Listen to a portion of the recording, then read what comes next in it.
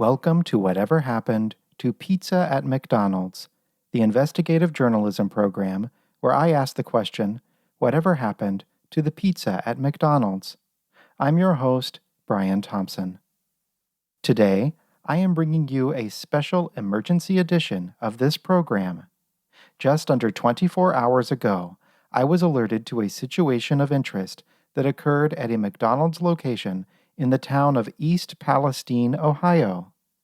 This is the same town where only a short while ago a train carrying toxic chemicals derailed and exploded, exposing the local population to an indeterminate amount of potentially deadly substances. I am not here to offer any sort of explanation, defense, or condemnation regarding this terrible matter. I am not an expert on chemicals, trains, or trains carrying chemicals. I can only hope that the people of East Palestine are treated with the utmost care and respect, and that their health is prioritized by all relevant authorities.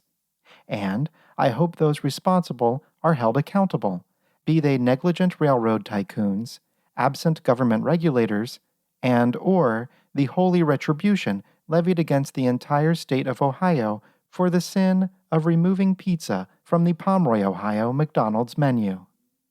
I understand that East Palestine, Ohio is quite far away from Pomeroy, Ohio, and its citizens most likely had little to nothing to do with the pizza decision. But I am afraid wrathful, esoteric forces are not very detail-oriented.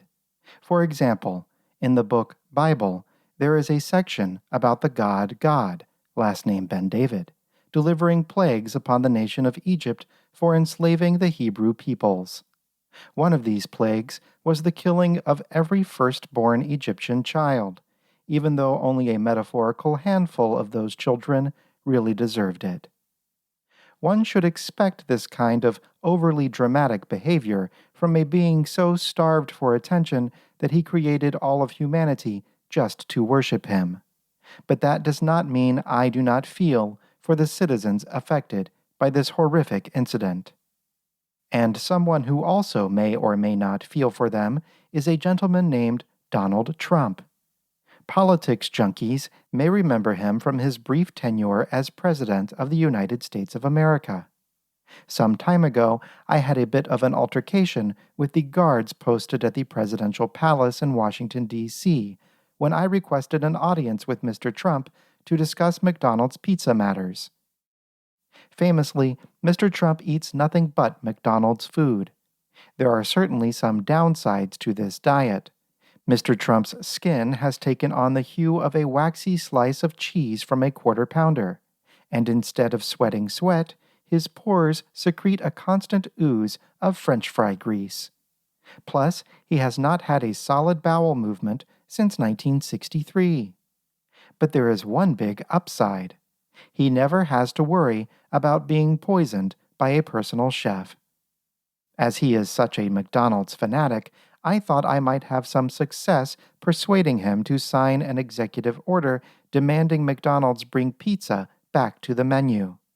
But as I was so rudely informed by his palace guards, he was not in Washington, D.C. at the time of my visit, but was instead visiting his home palace of Mar-a-Lago in beautiful sunny Palm Beach, Florida. I fully expected him to remain in this southern palace after his presidential term ended. The lifestyle there seemed to suit his personality much better than Washington. In Florida, Mr. Trump could while away his days doing what he loved, playing golf, posing for selfies with NASCAR drivers' wives, and screaming at the help. But he is running for another term as president, and as part of this effort, he visited the town of East Palestine, Ohio, to offer his support to the beleaguered locals. At some point during this trip, Mr. Trump apparently grew hungry for lunch and stopped into a local McDonald's restaurant. It is this incident on which I would like to focus today's program. Please listen to this exchange caught on camera as Mr. Trump approached the front counter. What's your specialty today? Did you hear it? Allow me to play it again. What's your specialty today? Now slower for enhanced clarity. What's your specialty? Now higher pitched, like one of the chipmunks from the Chipmunks. What's your specialty? As Mr. Trump approached the counter at McDonald's, he asked the cashier on duty the bizarre question, "What's your specialty today?" What's your specialty today? For those who are not familiar with McDonald's ordering practices, I would firstly like to congratulate you on your greaseless pores. But I will also inform you that it is somewhat nonsensical to ask a McDonald's cashier what is on special. Specials are quite common at other restaurants. They are a win-win for both the business and the customer, as patrons get to enjoy delicious meals for discount prices, and restaurant owners are able to get rid of whatever food in the walk-in freezer looks the most rotten. But at McDonald's, there is no need for specials. Due to the marvels of space-age chemical science, the food at McDonald's never needs to be disposed of in a hurry due to rot.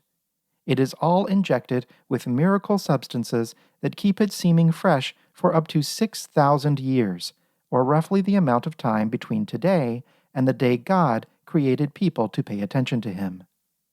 Of course, FDA regulations require me to say seeming fresh rather than simply fresh, as the food does indeed become quite rotten.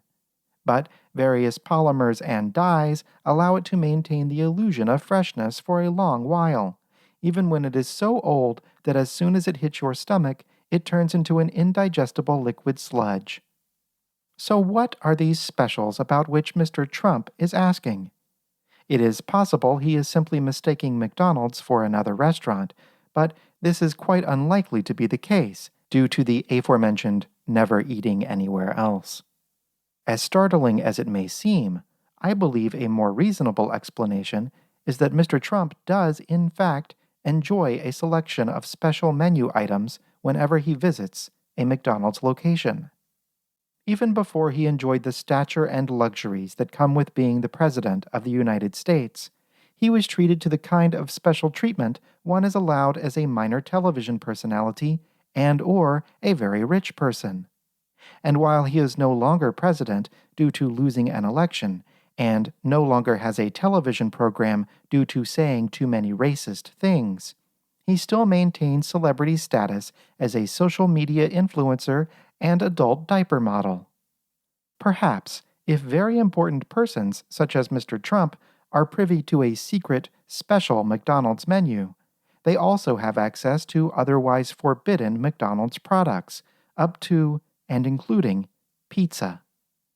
To find out, I decided once again to telephone the McDonald's Corporation under cover of the undercover to see if they might treat me differently under the false impression that I am Mr. Trump.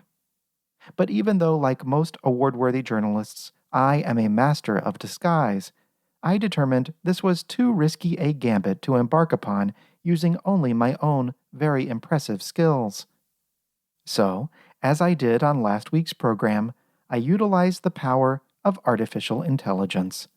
Specifically, artificially intelligent voice cloning technology on the very cutting edge of computer science.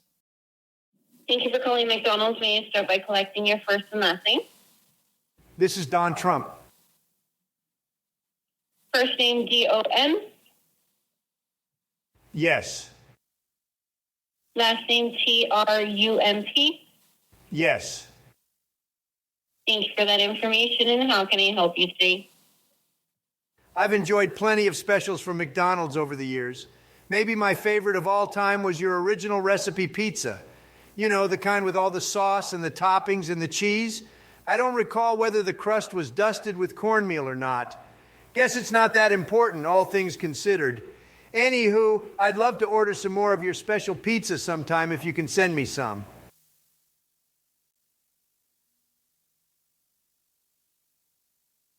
Thanks for that information, Mr. Trump. I'm sorry, what do you mean, pizzas? I said I want some pizza. Don't you have that on special? No, sir. You contacted McDonald's. You're going to give me the pizza, and you're going to give it to me now, okay? Don't make me beg like a dog. I'm sorry, sir. McDonald's doesn't sell pizza. I'm going to be honest, that's pretty disappointing. I really am sorry about that, sir.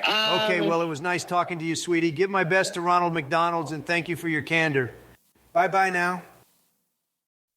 And now, a word from our sponsor. As a loyal podcast listener for many years, you have enjoyed using coupon codes to purchase a variety of life-changing products, such as websites, adult novelties, and subscription boxes full of nuts and seeds.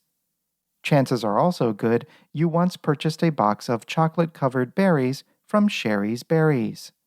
Perhaps you used a coupon code from an early episode of WTF with Mark Maron, or one from any of the 12,000 programs featuring an appearance by Paul F. Tompkins.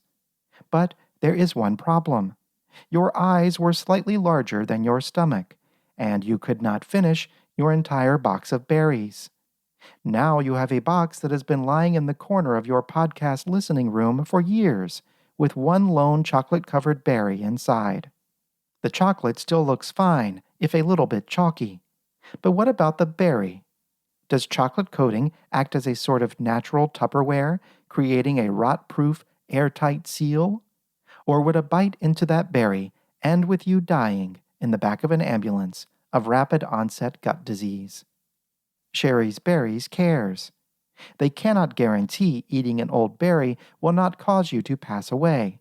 But if you do, your survivors will receive one free coupon for 15% off their next order of Sherry's Berries. No questions asked. Sherry's Berries. There's only one way to find out if they are still good. Do you know what happened to pizza at McDonald's? Do you remember it? Please send all correspondence to pizza@mcdonalds@gmail.com.